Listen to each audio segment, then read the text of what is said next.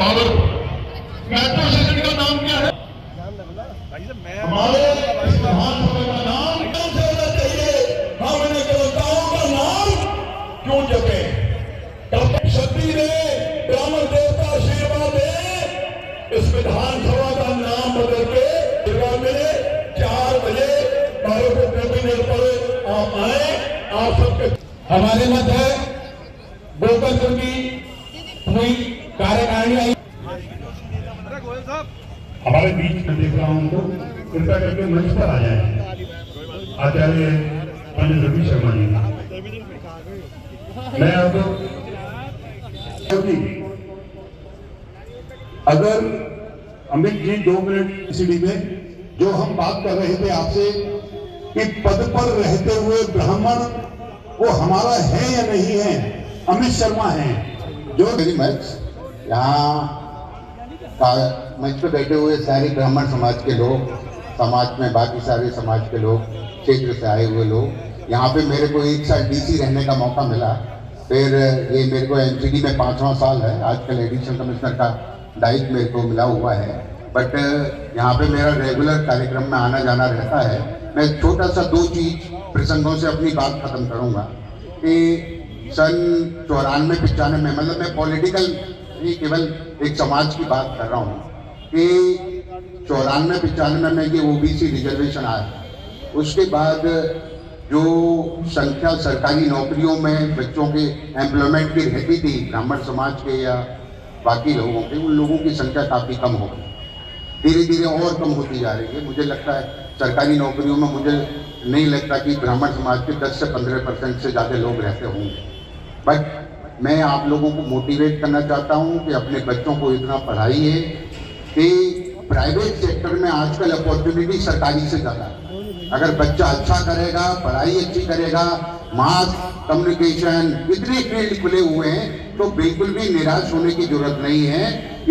अगर ये संख्या कम हुई है या नौकरियों की संख्या कम हुई है सरकारी में, उस संकट को या उस क्या होता है विपरीत परिस्थिति को पॉजिटिव परिस्थिति में अपनी योग्यता से, अपनी पढ़ाई से, कोई मास कम्युनिकेशन हो, इंजीनियरिंग हो, मेडिकल हो, लॉ हो, अगर बच्चा योग्य है तो आप ये समझ लीजिए वो आज 3 करोड़ लोग एनआरआई हैं। और अगर उसमें अगर संख्या निकालेंगे तो 50% से ज्यादा के बल पे हैं, वो कैलिफोर्निया में बैठे हुए हैं, वो कनाडा में बैठे हुए हैं, वो यूके में बैठे हुए हैं, और देश में भी आप देखिए अगर ये वकालत कर रहे होंगे LLB में, आप हाई कोर्ट या सुप्रीम कोर्ट में देखेंगे, और वो सरकारी नौकरी में नहीं है, बट उनका जो आर्थिक सामर्थ्य है या जो कैपेसिटी है वो 100 सरकारी लोगों के सामने जा रहा है। तो अपने अंदर आत्मविश्वास ये जगाना है कि अगर सरकारी नौकरी नहीं है तो हम अपने बच्चों को इतना बेहतरीन शिक्षा देंगे, इतनी अच्छी शिक्षा देंगे, उनका कॉन्फिडेंस बढ़ाएंगे, और जो है वो किसी भी तरीके से अपने आप को ऐसा असहाय महसूस ना करे कि नौकरियां नहीं है। अगर योग्य होगा तो सरकारी नौकरी से 100 गुना बेहतर काम करेगा। मतलब दूसरे मतलब बड़ी अच्छी घटना है, सब लोग समाज के लिए काम कर रहे हैं, समाज के लिए प्रेरणा है, समाज के लिए कुछ ना कुछ योगदान करने का प्रयास कर रहे हैं। एक दिन मंदिर में 2 लोग, तो हर रोटी के 3 टुकड़े हुए, तो 24 टुकड़े हुए, तो 24 तीनों ने 8-8 3 बांट लिए।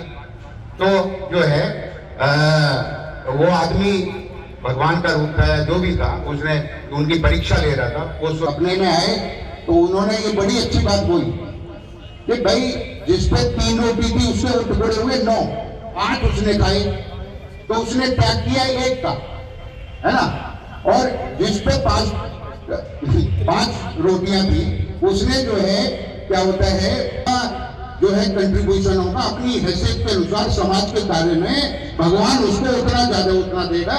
तो हमको समाज के कार्य में समाज के जितना जो हो, जहाँ पे जिसकी जैसी हेल्प करी जाए वैसा करने का प्रयास करना चाहिए। भगवान सब देख रहा है। Thank you.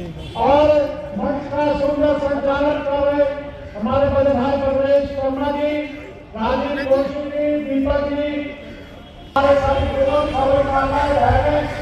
हमारे नौजवान साथियों, नौजवान भटक रहे हैं, दिशाहीन हो रहे हैं, पढ़ने के बाद हैं, समाज आगे बढ़े।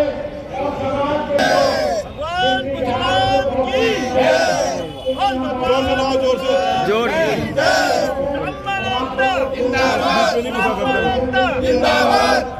उमेश वशीष